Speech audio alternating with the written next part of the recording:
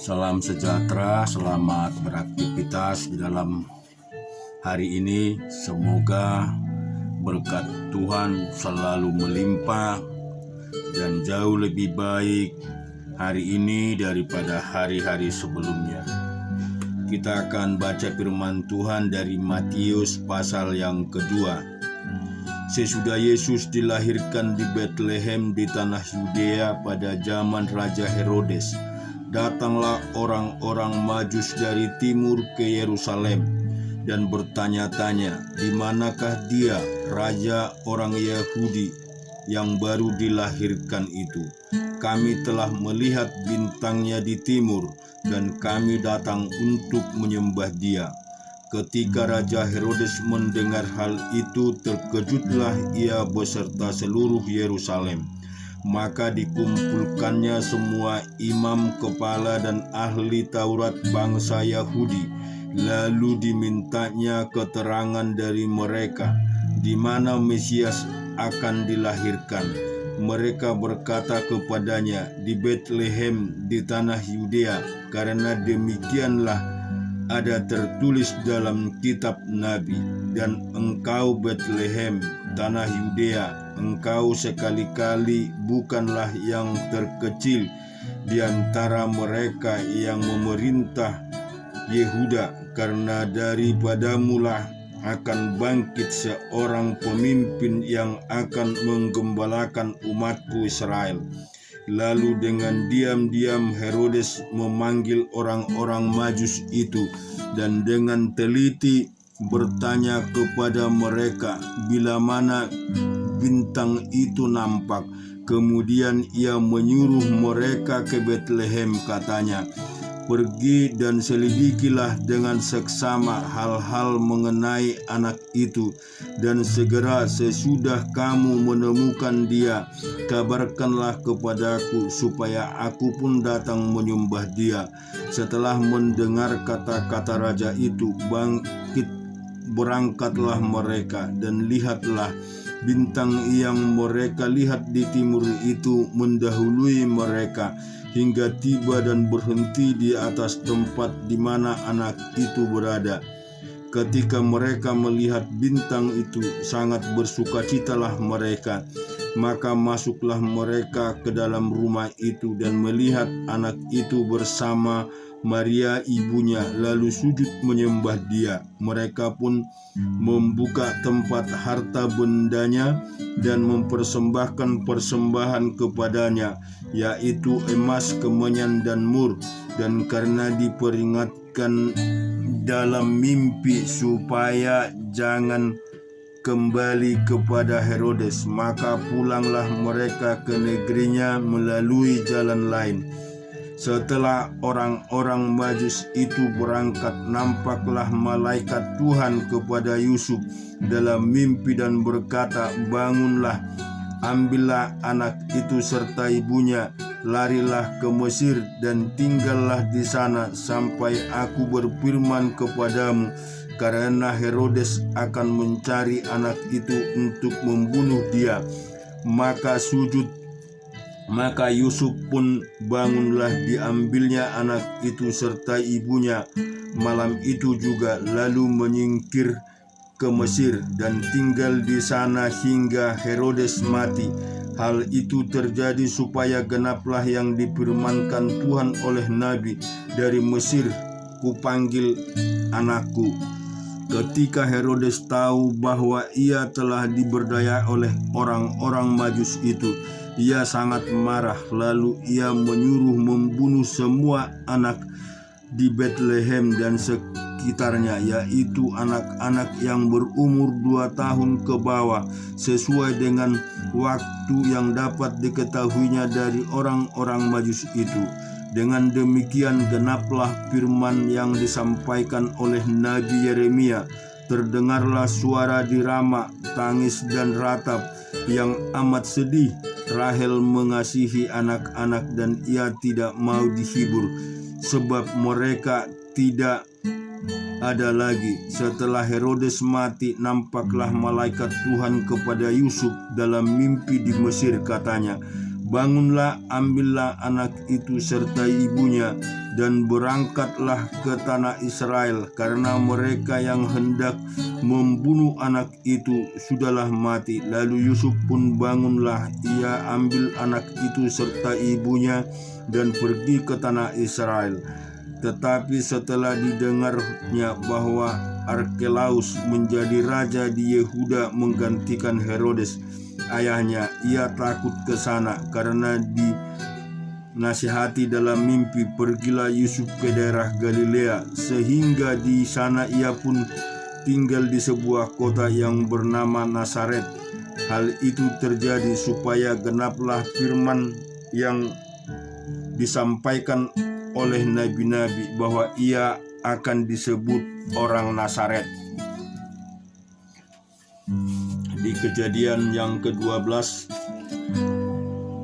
berfirmanlah Tuhan kepada Abram, pergilah dari negerimu dan dari sanak saudaramu dan dari rumah bapamu ini ke negeri yang akan kutunjukkan kepadamu.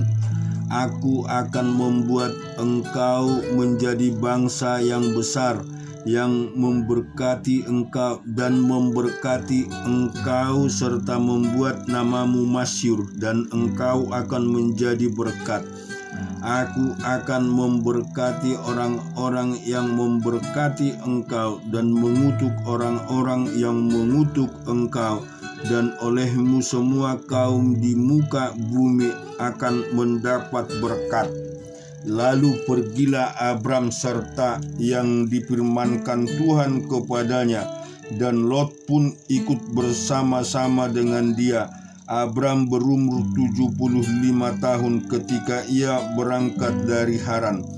Abram membawa Sarai istrinya dan Lot anak saudaranya, dan segala harta benda yang didapat mereka dan orang-orang yang diperoleh mereka di Haran. Mereka berangkat ke tanah Kanaan. Lalu sampai di situ, Abram berjalan melalui negeri itu sampai ke suatu tempat dekat Sikem, yakni pohon terbatin di More. Waktu itu orang Kanaan diam di negeri itu. Ketika itu Tuhan menampakkan diri kepada Abram dan berfirman, Aku akan memberikan negeri ini kepada keturunanmu.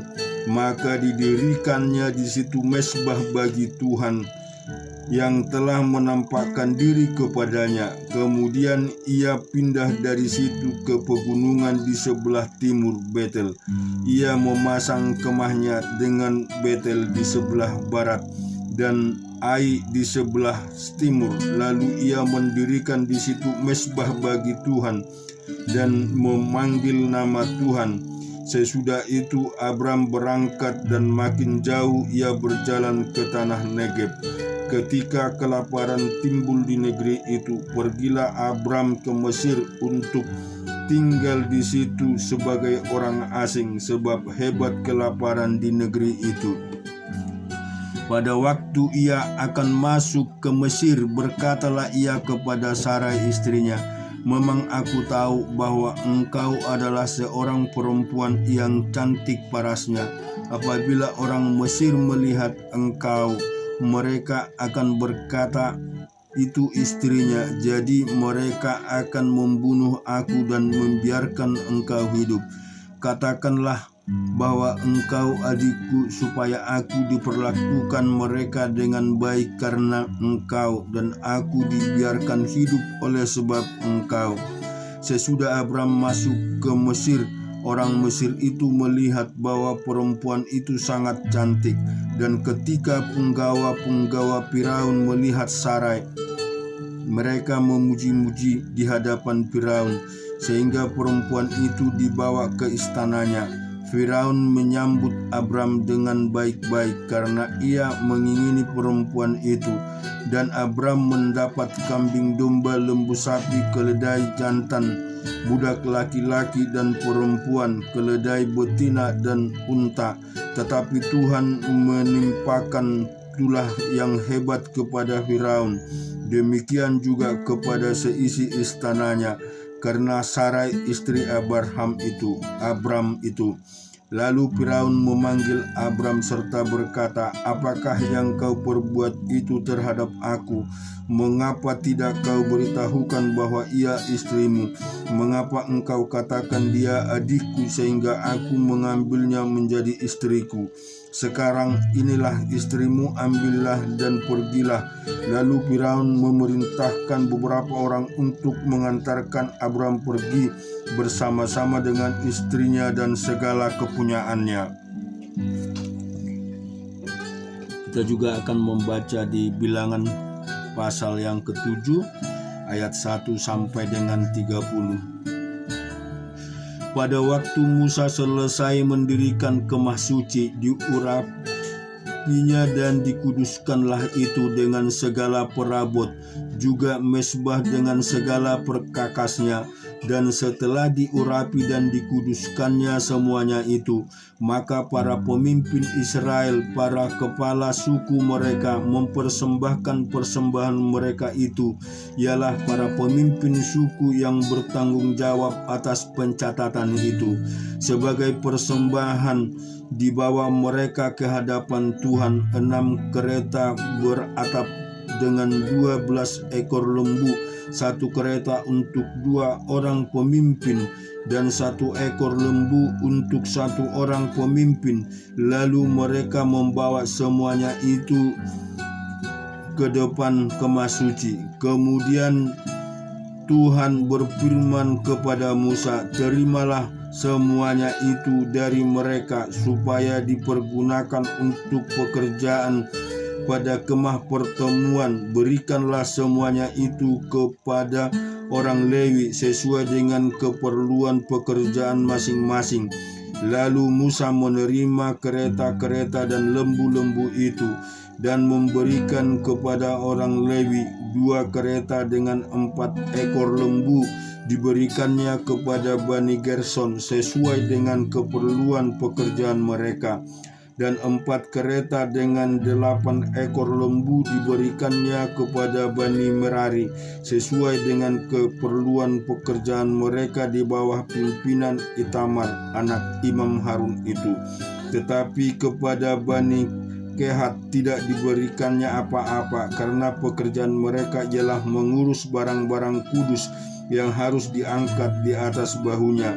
Lagi para pemimpin mempersembahkan persembahan pentahbisan mezbah.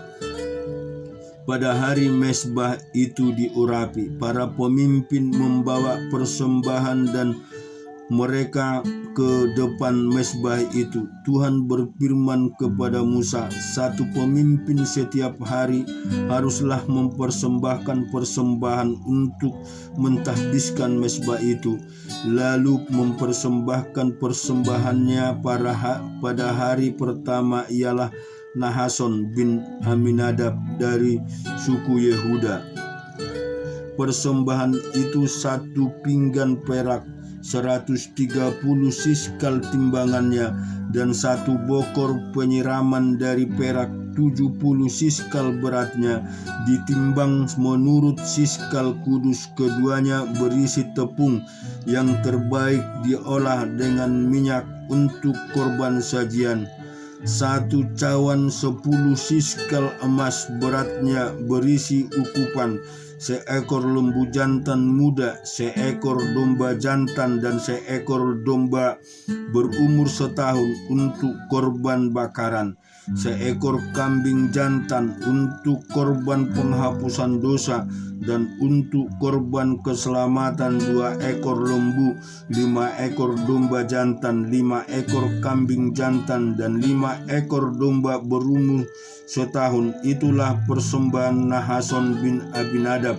Pada hari kedua, Nathanael bin Zuar, pemimpin suku Isakar, mempersembahkan persembahan. Sebagai persembahannya dipersembahkannya 1 pinggan perak 130 siskal timbangannya, dan 1 bokor penyiraman dari perak 70 siskal beratnya ditimbang menurut siskal kudus, keduanya berisi tepung yang terbaik diolah dengan minyak untuk korban sajian. 1 cawan 10 siskal emas, beratnya berisi ukupan seekor lembu jantan muda, seekor domba jantan, dan seekor domba berumur setahun untuk korban bakaran. Seekor kambing jantan untuk korban penghapusan dosa, dan untuk korban keselamatan 2 ekor lembu, 5 ekor domba jantan, 5 ekor kambing jantan, dan 5 ekor domba berumur setahun. Itulah persembahan Natanel bin Zuar. Pada hari ketiga, pemimpin Bani Zebulon Eliab bin Helon. Persembahannya ialah 1 pinggan perak, 130 siskal timbangannya, dan 1 bokor penyiraman dari perak 70 siskal beratnya ditimbang menurut siskal kudus, keduanya berisi tepung yang terbaik diolah dengan minyak untuk korban sajian. 1 cawan 10 siskal emas, beratnya berisi ukupan seekor lembu jantan muda, seekor domba jantan, dan seekor domba berumur setahun untuk korban bakaran, seekor kambing jantan untuk korban penghapusan dosa, dan untuk korban keselamatan 2 ekor lembu, 5 ekor domba jantan, 5 ekor kambing jantan, dan 5 ekor domba berumur setahun. Itulah persembahan Eliab bin Helon. Pada hari keempat, pemimpin Bani Ruben Melusur bin Yeduar. Kita juga akan membaca di 1 Tawarik pasal yang ke-20. Pada pergantian tahun, pada waktu raja-raja biasanya maju berperang, maka Yoab membawa keluar bala tentaranya, lalu ia memusnahkan negeri Bani Amon. Kemudian ia maju dan mengepung kota Raba, sedang Daud sendiri tinggal di Yerusalem. Yoab memukul kala Raba dan meruntuhkannya. Sesudah itu Daud mengambil mahkota dari kepala raja mereka, beratnya ternyata setalenta emas, bertahtakan sebuah batu permata yang mahal, dan itu dikenakan pada kepala Daud. Juga diangkutnya banyak sekali jarahan dari kota itu. Penduduk kota itu diangkutnya dan dipaksanya bekerja dengan gergaji, penggerak besi, dan kapak. Demikianlah juga diperlakukan Daud segala kota Bani Amon. Sesudah itu pulanglah Daud dengan seluruh tentara ke Yerusalem. Sesudah itu timbullah pertempuran melawan orang Filistin di Geser. Pada waktu itu Sikhai orang Husa memukul kala Sipai, seorang dari keturunan raksasa, dan mereka ditundukkan. Maka terjadilah lagi pertempuran melawan orang Filistin. Lalu Elhanan bin Yahir menewaskan Lahmi, saudara Goliat orang Gad itu, yang gagang temboknya seperti pesa tukang tenun. Lalu terjadilah lagi pertempuran di Gad, dan di sana ada seorang yang tinggi perawakannya, yang tangannya dan kakinya masing-masing berjari 6, 24 seluruhnya. Juga orang ini termasuk keturunan raksasa. Ia mengolok-olok orang Israel. Maka Yonatan anak Simea kakak Daud menewaskannya. Orang-orang itu termasuk keturunan raksasa di Gad. Mereka tewas oleh tangan Daud dan oleh tangan orang-orangnya. Amin. Tuhan memberkati kita semua.